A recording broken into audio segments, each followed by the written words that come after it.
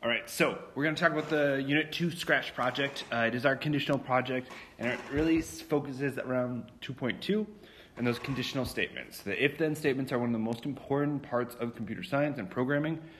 They're used so often. In fact, you'll probably never do another program without using some sort of if-then statement. And on this one, we're actually going to even use an if-then-else statement.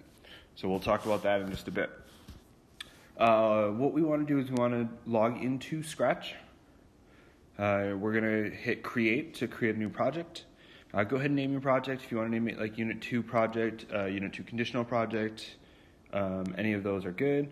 And then you want to make sure that you join the correct studios to share your project. So just a reminder, that's the only way I can see it. It's just like a Google Doc when you share something with me. You have to put this project in that studio so that I can see it and grade it. The grading for this one is on the right side here, right around here. So the total is going to be 10 points, or it's at least going to be some multiplier. Maybe it's 20 points, whatever the case is.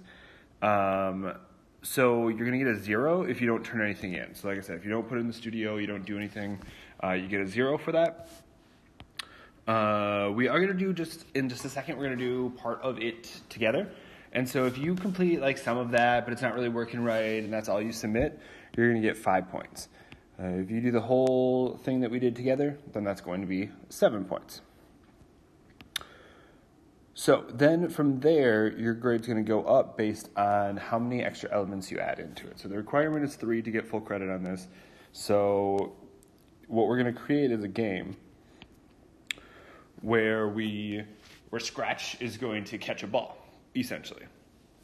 And we're going to do that real quick.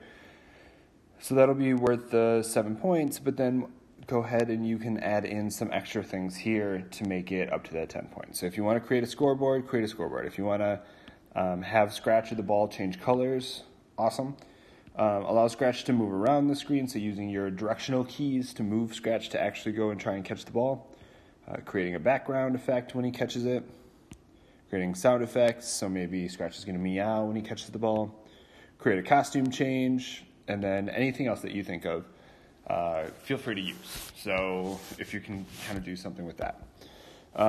Very rarely do I give 11 points out for this assignment. It has to kind of blow me away and be like, wow, you spend a lot of time, went way above and beyond for that.